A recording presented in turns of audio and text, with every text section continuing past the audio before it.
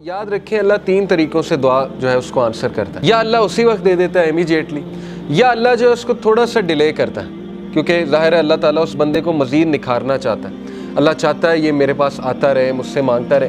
یا اللہ اس کو اس کا رد بدل ایسا دے دیتا ہے کہ اس کو سکون آ جاتا ہے. اللہ تعالیٰ سے جب مانگنا ہے تو تگڑا بن کے مانگنا ہے، اتنا توکل، اتنا بلیف ہونا چاہیے.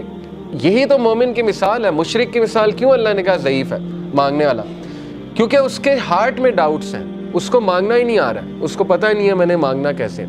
لیکن بلیور کے ہارٹ پہ اللہ تعالیٰ نے یقین طاری کیا ہوا ہے کہ وہ مانگنے والا بھی بہت سٹرونگ ہے، اور جس سے مانگا جا رہا ہے وہ تو پھر اللہ ہے. اللہ سے جب مانگتے ہیں تو پھر 100% ہوپ کے ساتھ مانگتے ہیں. یہ دعا کے آداب میں شامل ہے.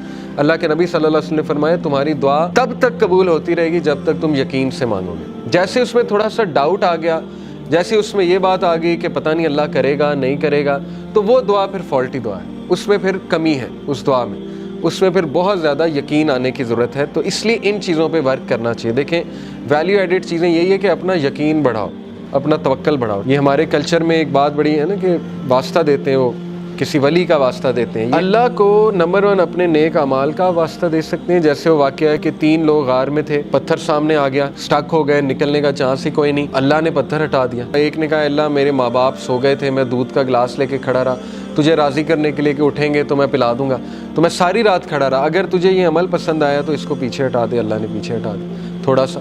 دوسرے نے کہا اللہ مجھے دعوت گناہ، میں گناہ کرنا چاہتا تھا، لیکن اس عورت نے جب میں انٹر ہونے لگا تو اس نے کہا اتق اللہ، اللہ سے ڈر جا، تو اس نے کہا میں ڈر گیا اللہ. اب اللہ کو یہ عمل کتنا پسند آیا. حالانکہ کوئی کہہ سکتا ہے کہ یار وہ تو پہلے سے گناہ کرتا آ رہا ہے، یہ کیا بڑی بات ہے، پیچھے ہٹ گیا. نہیں، اللہ کو یہی تو پسند آیا ہے کہ وہ میرے ڈر سے پیچھے ہٹ گیا. تو اللہ از آل اپریشیٹو، اللہ اپریشیٹ کرتا ہے. اللہ نے پتھر ہٹا دیا. تیسرے نے کہا اللہ میں نے جو ہے وہ کسی نے میرے پاس بکریاں رکھوائی تھیں، بکریوں کے بچے ہو گئے تو اس سے میں نے کچھ پروفٹ کما لیا. جب وہ واپس آیا میں نے اسے بکریاں بھی دی اور وہ پروفٹ بھی دیا. یعنی اس لیول کی آنیسٹی. تو اللہ اگر تجھے یہ پسند آیا ہے، تیرے لیے کیا تھا اور تجھے راضی کرنے کے لیے، تو پتھر مکمل ہٹ گیا.